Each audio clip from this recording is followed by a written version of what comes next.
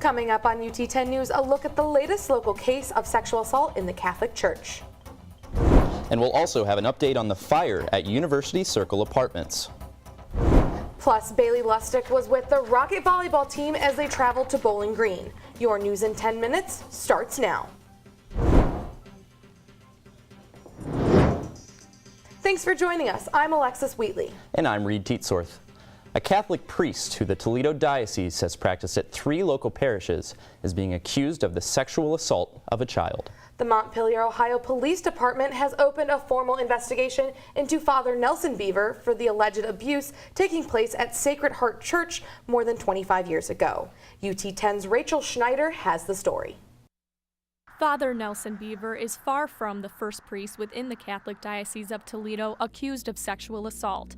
This case adds up to more than 45 reported clergy members in the diocese. The survivors network of those abused by priests share many stories of church leaders who abuse children and are never convicted. And we have a singular goal to heal, to support one another where we can, and to expose the truth so that we ensure that what happened to us as kids happens to no other child. For Catholic students at UT, hearing of abuse within the church is not uncommon. Typically, you think of your pastor or your priest as someone to lead and guide you along your faith journey, and when you hear something about that, it really is kind of a sad and almost a disappointment. According to a news release by the Toledo Diocese, Father Beaver was placed on administrative leave on October 13th. The diocese declined to speak with us on the case any further. St. Hyacinth Catholic Church here in Toledo is just one of the 3 parishes Father Nelson Beaver practiced at during his time in the area.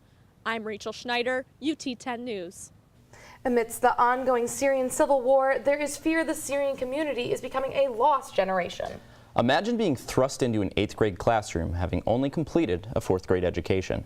UT 10's Kaylee Loofborough attended a tutoring session for children of Syrian refugees. Kaylee, what is the purpose of this program? Well, Reed, Students Organized for Syria is bridging the education gap. Every Tuesday and Thursday at Toledo Technology Academy in Upton Avenue, about 20 children receive homework help, including reading and math, from S.O.S tutors. Chapter President Judy DeBoule says some children miss out on years' worth of education due to the war and come to the U.S. with little to no English and Arabic knowledge. S.O.S tutors help provide refugee children with skills to further help them become accustomed to the American education system. They're honestly so eager to learn. You would think like kids don't want to sit there and do their homework, but so many of them, they're just curious and they want to know so much. S.O.S collaborates with Social Services for the Arab Community, a local nonprofit that helps immigrant and refugee families. Thanks, Kaylee. The free application for Federal Student Aid, or FAFSA, is now available for students to apply. But many are concerned a hold will be placed on their account for next year. The verification process requires selected students to supply documentation, such as income tax returns, to verify their need for aid. According to the National College Access Network, 50% of low-income students are selected for verification, with 22% of them failing to complete the process, otherwise known as a verification melt. Having to have that extra step might stop some people who might need the aid from being able to get the aid.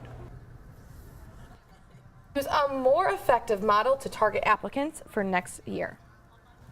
Some UT students have found themselves stuck in a dorm's elevators even after a $12 million renovation. Parks Tower houses nearly 700 students, and its 16 stories make it the tallest dorm on campus. Following renovations, students have been stuck in all 3 of its elevators for up to 2.5 hours.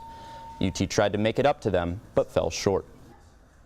And once we got out, they gave us a $10 Chick-fil-A gift card. However, we can't use it on campus, and I don't have a car on campus, so it's kind of useless.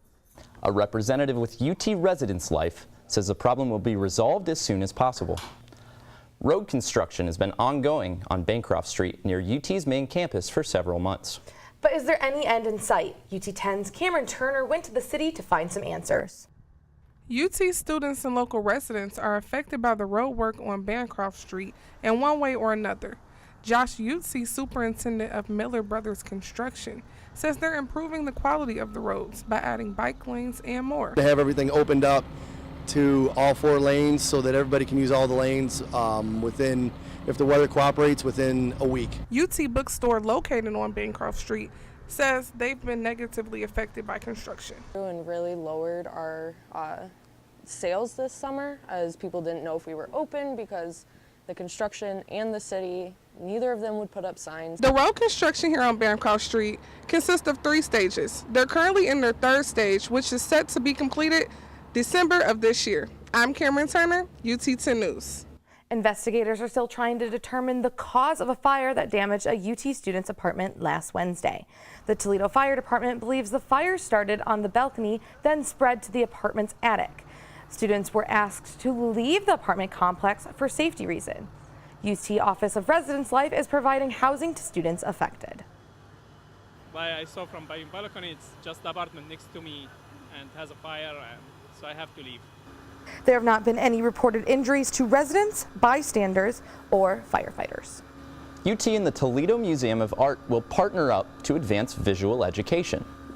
On Friday, October 12th, the university and TMA signed an official document of understanding allowing the merge of visual literacy classes.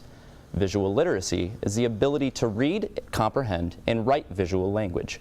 In other words, how to interpret the messages artists convey in their work. The ability to stop and slow down and to really think critically about what's being shown to you and what's being thrown at you, I think will only benefit everybody around us. Classes are available to all students, regardless of their major.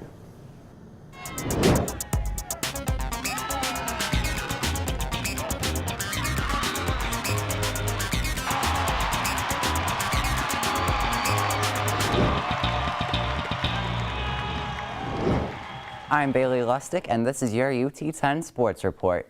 It was a weekend full of conference play as the football team took on Buffalo at home and the soccer team hit the road to play against Akron on Sunday.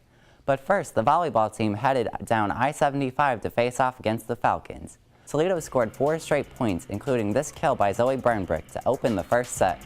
Bowling Green's Katie Kidwell kept the Falcons in the set with a kill set up by Hannah Loeb. The Rockets found a way to score with a hard kill by Chloe Klespies. Toledo would go on to win the first set 25-19.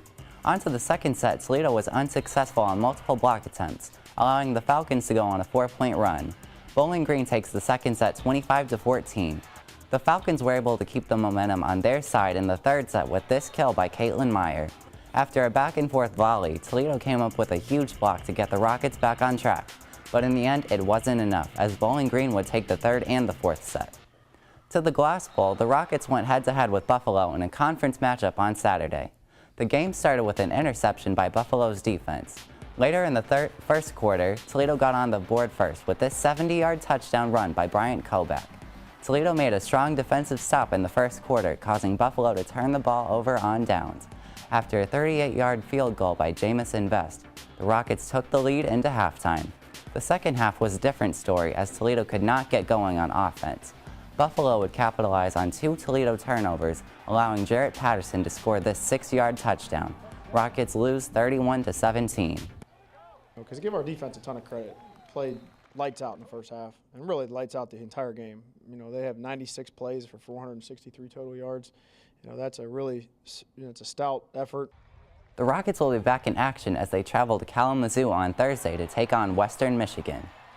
To the pitch, the soccer team traveled to Akron on Sunday to battle the Zips. The match got off to a slow start as both teams struggled to get a shot on the goal in the first half. After 3 unsuccessful corner kicks by Akron, the match would go to the second half tied at 0. Toledo's Ashton Castle sent a header towards the goal but would come up short. 10 minutes into the second half, Akron's Sydney Worthy found the back of the net with a header of her own to score the only goal of the match. The Rockets will travel to Bowling Green on Thursday for their last regular season game. That's it for sports. Back to you guys.